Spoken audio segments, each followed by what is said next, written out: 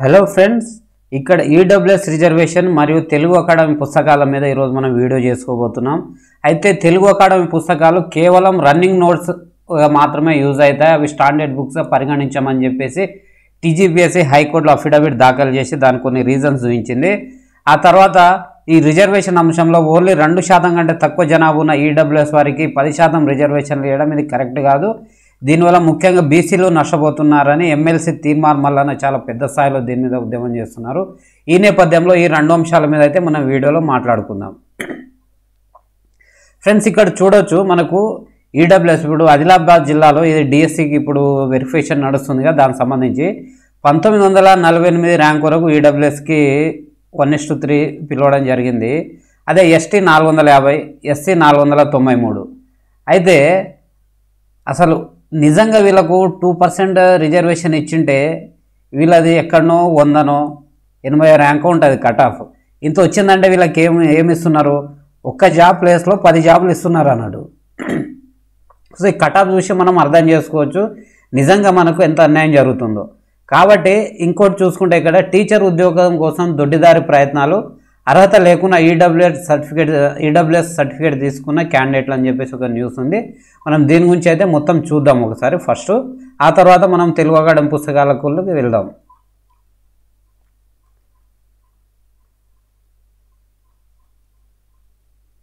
Friends, ఇక్కడ 5% లేని వాళ్ళకు 10% ఎట్లా అమలు చేస్తారు? తీర్మానం మల్లన్న సీఎం రేవంత్ రెడ్డికి కలిసి ఫిర్యాదు చేసిన ఎమ్మెల్సీ. రాష్ట్రంలో ఈడబ్ల్యూఎస్ రిజర్వేషన్ల అమలుతో బీసీలకు అన్యాయం జరుగుతుందని మల్లన్న అన్నారు. శుక్రవారం సెక్రటేరియట్ మీడియా సెంటర్లో తీర్మానం మల్లన్న మీడియాతో మాట్లాడారు. రిజర్వేషన్ల కోటా ఫిక్స్ చేయకుండా 10% రిజర్వేషన్లను గత ప్రభుత్వం అమలు చేసింది. ఈడబ్ల్యూఎస్ రిజర్వేషన్ అమలుతో ఇటీవల డిఎస్సిలో అగ్రవర్ణాలకు 100 మందికి రావాల్సిన ఉద్యోగాలు 1,100 మందికి వస్తున్నాయి. 5% లేని ఈడబ్ల్యూఎస్ వాళ్లకు 10% ఎలా అమలు చేస్తారని ప్రశ్నించారు. ఈడబ్ల్యూఎస్పై సీఎం రేవంత్ రెడ్డికి ఫిర్యాదు చేశామని ఆయన తెలిపారు. బీజేపీ తెచ్చిన ఈడబ్ల్యూఎస్ కోటా తమిళనాడు లాంటి రాష్ట్రంలో అమలు చేయడం లేదు. ఈడబ్ల్యూఎస్ వారికి రిజర్వేషన్లు ఇవ్వడం వల్ల మెరిట్ తెచ్చుకున్న ఎస్సీ, ఎస్టీ, బీసీ అభ్యర్థులు ఓపెన్ కేటగిరీలో అవకాశాలు కోల్పోతున్నారు. వీరు మెరిట్తో ఓపెన్ కేటగిరీలో జాబ్ పొందినప్పుడే ఇదే కేటగిరీలోని కింది అభ్యర్థులకు వారి కేటగిరీలో ఉద్యోగం దక్కుతుందన్నారు. కానీ ఈడబ్ల్యూఎస్ విధానం వల్ల ఓపెన్ కేటగిరీలో సెలెక్ట్ కావాల్సిన ఎస్సీ, ఎస్టీ, బీసీ రిజర్వేషన్ అభ్యర్థులు కిందికి దిగి వారి రిజర్వేషన్ కేటగిరీతోనే వెళ్ళిపోవాల్సి వస్తుందని వివరించారు. ఫలితంగా కొంచెం తక్కువ మార్కులు వచ్చి బార్డర్లో సెలెక్ట్ కావాల్సిన రిజర్వ్ కేటగిరీ అభ్యర్థులు ఉద్యోగం పొందలేక నష్టపోతున్నారని. సో ఫ్రెండ్స్, ఇక్కడ ఏంటంటే మనకు జనరల్గా ఈ ఇష్యూ కొంచెం క్లియర్గా మీకు అర్థమయ్యేటట్టు ఎక్స్ప్లెయిన్ చేస్తాను. ఇప్పుడు మనకు 1 to 50, తర్వాత 50 to 100. అయితే మనకు 50% దాటొద్దు రిజర్వేషన్ అన్నప్పుడు ఇవన్నీ రిజర్వ్డ్, ఇది ఓపెన్. అయితే ఇప్పుడు ఈ ఈడబ్ల్యూఎస్ 103వ రాజ్యాంగ సవరణ ద్వారా వచ్చిన ఈడబ్ల్యూఎస్ 10% రిజర్వేషన్ ఏంటంటే ఇది అప్ టు 10% అని ఉంటుంది. కానీ ఈ పదం లేకుంటే 10% పక్క ఇవ్వాలి. అప్ టు 10% అంటే అక్కడ అవసరాన్ని బట్టి అక్కడ ఆ స్టేట్లో ఈడబ్ల్యూఎస్ జనాభా ఎంత ఉందనే దాన్ని బేస్ చేసుకొని 10% వరకు ఇవ్వచ్చు. కానీ 100% ఖచ్చితంగా 10% ఇవ్వాలని లేదు. అది కూడా ఏం చేయాలి? ఓపెన్ కేటగిరీలో 10% ఇవ్వాలి. అలాంటప్పుడు ఏమవుతుంది? 100కు 5 జాబులు వీళ్ళకి వస్తారు. కానీ ఇప్పుడు ఈ గవర్నమెంట్ ఏం చేస్తుంది? ఇంతకుముందు కేసీఆర్ గవర్నమెంట్ చేసిన కుట్ర ఇదంతా అని చెప్తున్నారు మల్లన్న. అదేంటంటే ఈ ఓపెన్ కేటగిరీలో 10% అమలు చేయకుండా ఓవరాల్గా మొత్తానికి 10% అమలు చేయడంతో వీళ్ళకి ఏమవుతుందంటే 10 ఉద్యోగాలు వస్తున్నాయి. సో వీళ్ళ జనాభా ఉన్నదే 2% కూడా లేదు. ఇప్పుడు మనం ఎస్టీ 10% ఉంది, వీళ్ళకు 10% రిజర్వేషన్ ఇస్తేనే ఒప్పుకోవట్లేదు. ఎస్సీ 20% ఉంది, వీళ్ళకి 15% ఇస్తే ఒప్పుకోవట్లేదు.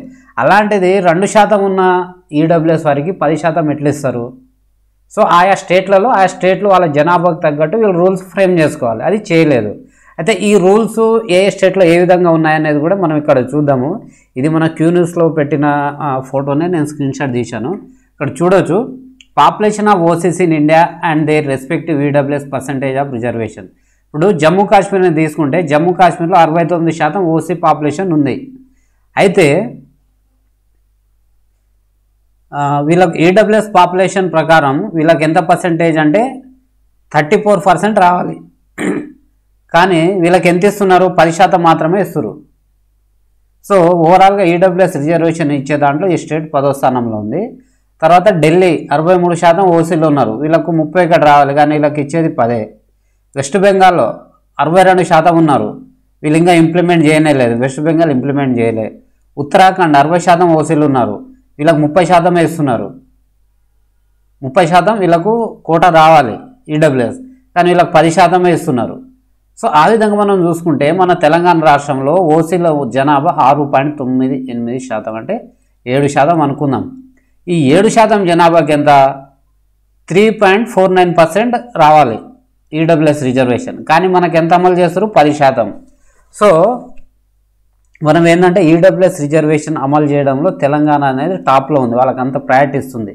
సో వాళ్ళకి ఇవ్వకూడదని ఎక్కడ లేదు ఫ్రెండ్స్. ఏం చేయాలంటే వీళ్లకు రిజర్వేషన్ ఏ విధంగా అమలు చేయాలి, ఆయా స్టేట్లో ఉన్న జనాభా, ఇప్పుడు ఈడబ్ల్యూఎస్ జనాభా ఎంత ఉంది, ఆ జనాభా 100% ఉందనుకో, 100% ఎవరు వద్దంటారు, 1% ఉంటే 1% వేయాలి. కానీ 100% మిగతా వాళ్ళు ఎంత తీసుకో వీళ్ళకి ఇస్తే మిగతా వాళ్ళు ఏం చేస్తారు. సో ఆ విధంగా ఇది ఇష్యూ అవుతుంది. మనం ఇక్కడ చూసుకుంటే కేరళలో annual income of house hold should be less than 4 lakhs, అంటే 4 లక్షల కంటే తక్కువ ఆదాయం ఉండాలి. అదేవిధంగా agriculture land should be less than 2.5 acres, 2.5 ఎకరాల కంటే తక్కువ వ్యవసాయ భూమి ఉండాలి. అదేవిధంగా హౌసింగ్ ల్యాండ్ అంటే ఇల్లు కట్టుకోవడానికి ఇల్లు భూమి అనేది 15 సెంట్లు ఉండాలి, 15 సెంట్ల కంటే తక్కువ ఉండాలి. ఈ 3 కండిషన్స్ సాటిస్ఫై చేసిన వారికి మాత్రమే, ఓపెన్ కేటగిరీలో ఉన్న వారికి ఈ 3 కండిషన్స్ సాటిస్ఫై చేస్తే వారికి మాత్రమే ఈడబ్ల్యూఎస్ ఇస్తారు. కానీ అంటే కేరళ రూల్స్ ఫ్రేమ్ చేసుకుంది సెంట్రల్ లాని బేస్ చేసుకుని, కానీ మన దగ్గర అట్లా చేయలేదు. మన దగ్గర ఏం చేశారంటే 8 lakhs income to be 8 lakhs, agriculture land to be less than 5 acres, limit on the area of house later, all the provisions and land and house were removed.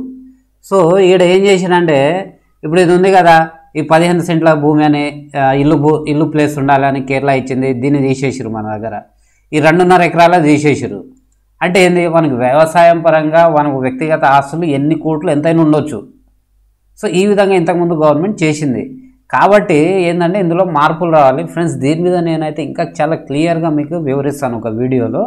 So ఈ విషయంలో మనకు ఈడబ్ల్యూఎస్కి మనకు ఎస్సీ ఎస్టీ బీసీలకు నష్టం జరుగుతుందనేది ప్రముఖమైన వాదన. ఆ తర్వాత ఫ్రెండ్స్ మన వీడియోలో మనం మాట్లాడుకోబోతున్న మరొక అంశం ఏంటంటే మనకు తెలుగు అకాడమీ టెక్స్ట్ బుక్ సంబంధించి. So RS Praveen Kumar sir ట్విట్టర్లో అయితే ఒక మెసేజ్ పెట్టారు. సో తెలుగు అకాడమీ సరైన పరిశోధన లేకుండా చేస్తుందని ఒక రాజ్యాంగబద్ధ సంస్థ పేర్కొనడం సిగ్గుచేటు. మరి అభ్యర్థులు ఏ పుస్తకాలు చదవాలి? టీఎస్పీఎస్సీ జీపీ వాదనలు పక్కదోవ పడుతున్నాయి. రూల్ ఆఫ్ రిజర్వేషన్ వదిలేసి కేవలం కీస్కి సంబంధించిన అంశాలకే పరిమితం చేయడం చాలా దురదృష్టకరం అని చెప్పేసి తెలంగాణ సీఎంఓకి కోట్ చేస్తూ ఒంటెద్దు పోకడపోతే తగిన బుద్ధి చెప్తారనేది చెప్పారు. ఇంకా అవి పాలిటిక్స్ మనకు సంబంధం లేదు. బట్ ఇక్కడ తెలంగాణ పబ్లిక్ సర్వీస్ కమిషన్ గేట్కి అతికిచ్చిన పోస్టర్లు, అదేవిధంగా ఈ టీజీపీఎస్సీ కోర్టులో దాఖలు చేసిన అఫిడవిట్ సంబంధించిన ఫోటోలను ఇక్కడ ట్విట్టర్లో పెట్టారు. సో దానికి సంబంధించి మనం పూర్తిగా చూద్దాము. అయితే ఈ తెలుగు అకాడమీ సంబంధించి మేము ఎందుకు ప్రామాణికంగా తీసుకోవట్లేదు అనే అంశాన్ని బేస్ చేసుకుని వీళ్ళు అఫిడవిట్లో ఈ అంశాలను పేర్కొన్నారు. సో ఇవి ఎట్లా బయటకు వచ్చేది అనేది మనకు తెలియదు. ఇది మొత్తం సోషల్ మీడియా అంతా సర్క్యులేట్ అయింది. సో ఇక్కడ ఈ సెకండ్ పాయింట్ చూసుకుంటే the book is completed by 16 academicians and edited by 3 seniors. So 16 మంది బుక్లను రాయడానికి పనిచేశారు. మరియు రాసిన తర్వాత ఫైనల్ ఎడిట్ అనేది 3 సీనియర్ అకాడమిషియన్స్ చేశారంట. The book does not indicate which academician has authored with chapter. అయితే ఒక టెక్స్ట్ బుక్ ఉంది. ఒక టెక్స్ట్ బుక్లో చాప్టర్ 1, చాప్టర్ 2 ఇట్లా ఉంటాయి కదా. ఓవరాల్ టెక్స్ట్ బుక్ అయితే రాశారు 16 మంది ప్లస్ 3 ఎడిట్ చేశారు, మొత్తం 19 మంది. కానీ ఏ చాప్టర్ ఎవరు రాశారు ఆయన పేరు అనేది అక్కడ లేదంట. సో ఇది ఒక silly. There is no referencing to standard source of authority. ఇవి రాసేటప్పుడు దీనికి సోర్స్ ఏమనేది పేర్కొనలేదంట. In the entire book there is no footnote citing the authoritative source at any page. ప్రతి చాప్టర్లో పేజ్ కింద ఇదొక పేజ్ అనుకుంటే ఈ పేజ్ కింద ఇక్కడ ఇస్తారు దీని సోర్స్ ఏంది, ఇక్కడ ఈ పేజ్లో ఉన్న మ్యాటర్కి ఎక్కడి నుంచి తీసుకున్నారు, దేని ఆధారంగా తీసుకున్నారు, ప్రింట్ చేశారు అనేది ఉంటుంది. సో ఇది లేదంట. సో దీని సమ ఫుట్ నోట్స్ లేదన్నారు. బట్ మనకేంటంటే ఎస్సీఆర్టీ ఈ బుక్లలో ఈ స్కూల్ టెక్స్ట్ బుక్స్లో కూడా ఉండవు. మరి స్కూల్ టెక్స్ట్ బుక్ కూడా పనికిరావా? ఆ material printed in the book is not based on research work. So ఈ బుక్లో ఉన్న అంశాలు ప్రింట్ చేసినవి ఈ మెటీరియల్స్ ఏవి కూడా రీసెర్చ్ ఆధారంగా చేయలేదంట. The book is not prescribed a textbook in any course either in degree or PG. Degree మరియు పీజీలో కానీ ఎక్కడ కూడా ఈ టెక్స్ట్ బుక్లను ఒక బుక్ లాగా ప్రకటించలేదు, ఉపయోగించట్లేదు. The book is written more in the form of running notes. So దీని రన్నింగ్ నోట్స్ రూపంలో రాశారు. Compilation of material from different sources and organise under various chapter. ఇది డిఫరెంట్ సోర్సెస్ నుంచి మెటీరియల్ని తీసుకొని దీన్ని ఆ చాప్టర్కి ఆర్గనైజేషన్ అని చెప్తారు. The book has general list of bibliography. అది చాలా జనరల్గా ఉందని. This book at least will be useful more as guide rather than standard book. అంటే ఇది ఒక జస్ట్ గైడ్ లాగా మాత్రమే యూజ్ అవుతుంది, కానీ స్టాండర్డ్ బుక్ లాగా ఉపయోగపడదు. ఇది టీజీపీఎస్సి. ఇదే టీజీపీఎస్సి జేఎల్ డిఎల్ ఎగ్జామ్లకు సంబంధించేమో తెలుగు అకాడమీ బుక్స్ స్టాండర్డ్ అని చెప్పింది. ఇప్పుడు గవర్నమెంట్ మారిన తర్వాత ఏమైంది, వికీపీడియానేమో స్టాండర్డ్ సోర్స్ అంట. ఇంటర్నెట్లో ఎవరు పడితే వాడు ఏదైనా ఎడిట్ చేయొచ్చు అందులో. కానీ గవర్నమెంట్ ప్రచురించే తెలుగు అకాడమీ దాని మీద పోటీ పరీక్షల ప్రత్యేకం చాలా పెద్ద పెద్ద అక్షరాలతో ఉంటుంది కదా, గవర్నమెంట్ అఫీషియల్గా ఇస్తుంది. అది కూడా స్టాండర్డ్ కానప్పుడు మరి ఏది చదవాలనేదానా చెప్పాలి కదా. మేము ఎన్సీఆర్టీ ఫాలో అవుతాం, లేకుంటే ఎస్సీఆర్టీ ఫాలో అవుతాం, ఈ పుస్తకాలను బేస్ చేసుకొని ఆన్సర్ అనేది తీసుకుంటామని ఏదో చెప్పాలి. వీళ్ళు ఏం చెప్పట్లేదు, బట్ ఉన్న పుస్తకాలను తప్పని చెప్తున్నారు. It is humbly submitted that. అయితే తెలంగాణ రీజనల్ జాగ్రఫీ అనే ఒక బుక్ ఉందంట, 2016 ఎడిషన్ తెలంగాణ అకాడమీ. ఇందులో ఈ ఫ్యూచర్స్ ఉన్నాయని చెప్పారు. ఈ బుక్లో 20 చాప్టర్లు ఉన్నాయి. 7 మంది అకాడమిషియన్స్ దీన్ని కంప్లీట్ చేశారు, రాశారు, 3 ఎడిట్ చేశారు. సో బాగానే ఉంది. The book does not indicate with academics. అయితే ఇప్పుడు ఈ 20 మంది ప్లస్ 7 మంది ప్లస్ 3 కదా 10 మంది. ఈ 10 మంది ఇంకా అదనంగా ఎవరైనా ఉన్నారా? సో 20 చాప్టర్లలో 1 నుంచి 2 మొత్తం 20 చాప్టర్లు. ఏ చాప్టర్ ఎవరు రాశారనేది ఇక్కడ పేర్కొనలేదంట. There is no referencing to standard source of authority from which the data has been taken. అంటే ఏ సోర్స్ నుంచి డేటా తీసుకున్నారు అనేది చెప్పలేదు. In the entire book there are no footnotes citing in the authoritative source. Footnotes అనేది లేవని కూడా మళ్ళీ చెప్తున్నారు. The book does not contain materials included based on research work and no such reference is done. అంటే ఇట్లా research చేసినట్టు, ఆ research దేని ఆధారంగా రీసెర్చ్ చేశారు, ఎక్కడి నుంచి డేటా తీసుకున్నారు అనేది ఎక్కడ పేర్కొనలేదు. కాబట్టి దాని మిస్టేక్లో నెత్తి చూపుతూ ఇక్కడ చూడు 4th page, section officer attester Telangana public service commission additional secretary. So ఇది ఫ్రెండ్స్, ఇది కేవలం టెలిగ్రామ్ ఛానల్స్ సోషల్ మీడియాలో వచ్చిందాన్ని బేస్ చేసుకొని అదే ఫోటో కాపీతో చెప్తున్నాను. సో ఇవన్నీ ఫ్రెండ్స్ ఇప్పుడు జనరల్గా మనకు తెలుగు అకాడమీ స్టాండర్డ్ కాదు, వికీపీడియా స్టాండర్డ్. సరే అదన్నా చెప్పాలి, క్లియర్గా చెప్పేయాలి, మెన్షన్ చేయాలి కదా. వాళ్ళు ఏం సోర్స్ లేకుండా ఇప్పుడు వీళ్ళు క్వశ్చన్ పేపర్ సెట్ చేశారు కదా, క్వశ్చన్ పేపరు గ్రూప్ 1 అనుకుందాం ఎగ్జాంపుల్, 150 క్వశ్చన్లతో క్వశ్చన్ పేపర్ సెట్ చేశారు. ఈ తయారు చేసిన వాళ్ళు యూనివర్సిటీ, ఓయూ, కేయూ ఇట్లా అనేక యూనివర్సిటీల నుంచి ఉన్న చాలా సీనియర్ నోట్స్ ఫ్యాకల్టీస్. వీళ్ళు తయారు చేసినప్పుడు 150 క్వశ్చన్లు తయారు చేసినప్పుడు వీటికి ఆన్సర్లు వీళ్ళ దగ్గర ఉంటాయి కదా. ఆన్సర్ లేకుండా ఉత్త క్వశ్చన్ గుడ్డి గుర్తు అట్లా పెట్టేస్తారా? ఆయన క్వశ్చన్ ఏ బుక్ను రిఫరెన్స్గా తీసుకుని ఆయన క్వశ్చన్ తయారు చేసిండో వీళ్ళకి తెలియదా? అంటే వీళ్ళు ఏం చేస్తున్నారంటే మొత్తానికి ఈరోజు దాటేయాలి, కోర్టులో ఏదో ఒకటి చెప్పాలి, అంతే తప్పిస్తే విద్యార్థులకు న్యాయం చేయాలనే ఆలోచన అసలు ఏమాత్రం కనిపించలేదు మనకు టీజీపీఎస్సీ విషయంలో. సో ఫ్రెండ్స్, ఏది ఏమైనా కానీ మనం అక్టోబర్ 14వ తారీఖు వరకు వెయిట్ చేయాలి. ఏదైనా సెన్సేషనల్ తీర్పు వస్తుందని అందరూ భావిస్తున్నారు. సో ఫ్రెండ్స్, మన ఛానల్ని ఫస్ట్ టైం చూస్తున్నారు, ఖచ్చితంగా సబ్స్క్రైబ్ చేసుకోండి. అదేవిధంగా వీడియోని లైక్ చేసి 10 మందికి షేర్ చేయండి. So thank you very much. జై హింద్.